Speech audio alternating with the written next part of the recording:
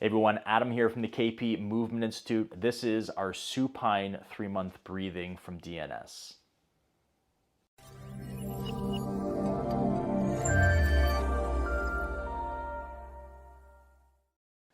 So we're going to start off here with our client lying onto the ground, supine.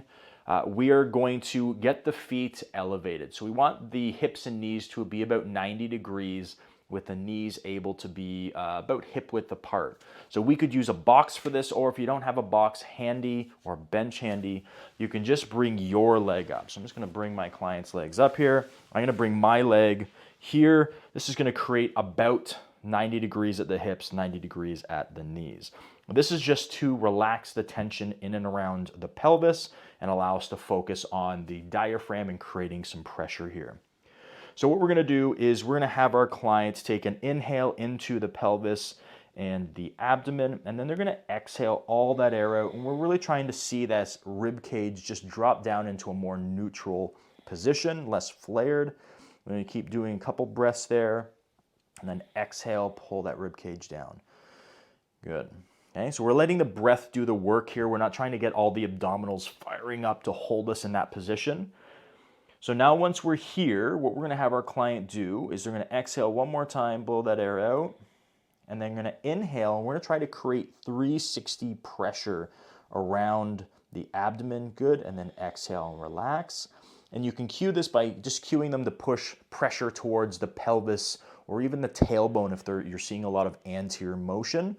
And you can bring either, they can have their hands at the side and the back, or you could be here, and you're just feeling for that pressure, that eccentric contraction of the abdominals as they inhale, and then they exhale and relax. And we shouldn't see any change in our rib cage position from here. Okay, once they've got that, now what we can do is we can start to challenge this a little bit with some loading. So the first type of load that we're going to use is them inhaling, creating that pressure. So let's do on this one, we're going to inhale, create our pressure. Now we're going to hold that pressure, and they're going to soon do a small little exhale, but hold that pressure, and then inhale, reset that pressure. Exhale, don't lose the pressure. Inhale, reset the pressure. So just tracking their ability to keep this intra-abdominal pressure without losing position. Okay? So now we're going to just relax, exhale, inhale. We'll relax that for a second. What we can do once we've got the feel of what that 360 breathing feels like and what it feels like to create that pressure and maintain it while we're doing some more shallow breathing, now we can utilize the lower body or upper body to create a little bit of motion around this stable platform. So we're going to utilize the lower body just because they're a little bit bigger, a little bit more progressive, but obviously you could let your client, if they are newer, more deconditioned, you can allow them to use their upper body for this. Okay, so we're going to exhale all the air out, let that rib cage fall. Then we're going to take a big inhale, create pressure into the pelvis, and then exhale the air out, keep this pressure. Inhale, set that pressure again, and now just gently, while holding this, gently lift the legs off, hold for a second, bring them back down, and then exhale to relax. And then we can take our just regular inhale. We can do a couple just regular breaths here, and then we're going to set it to do it again. So inhale, set that pressure. Good. Lift the legs. Don't let anything here change. So positioning or pressure shouldn't change. And then back down.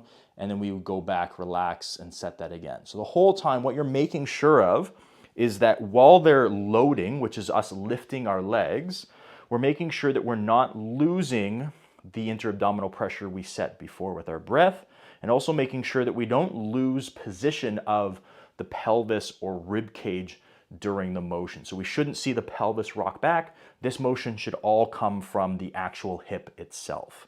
Okay? So now we're going to show you just a couple really quick progressions here. So we're going to do our exhale. So blow all the air, let the rib cage come down. Good. We're going to inhale, set that pressure. We're going to lift the legs off, and I'm actually going to remove myself here. Okay, so now holding this pressure, you're going to continue to keep this pressure, do some breaths here. Good. So next inhale, you're going to hold the inhale, let the heel come down towards the ground, tap and back up. Good. And then opposite side. Always on the inhale with motion because we're creating that tension. And once again, I'm just making sure this is all coming from the hip, not the pelvis. Good, let's pause there. Now we can try to go just single leg going straight out. So we're keeping this pressure. So single leg straight out towards the ground. Good, so now we're just increasing the lever length we've got here. Okay, make sure that they don't start cheating by driving the feet too far back, and the shins are gonna stay horizontal to the ground. Good, and come back up. And then now what we're gonna do is let's try going both heels down to the ground, keeping this pressure. So inhale, create their pressure. Bring both heels to the ground, keep that pressure, tap, and then back up. Good. Exhale, let the ribs come back down. Inhale, set our pressure. Hold that, heels to the ground with that inhale. Back up. Good, and then we can exhale. Good, let's bring those legs back to the ground. So you can progress this in lots of different ways. You can start to integrate upper and lower body, do some contralateral patterning pieces. You could get both legs going all the way out.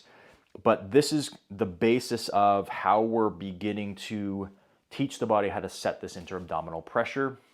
And then we can translate this into some of our foundational movement patterns from there.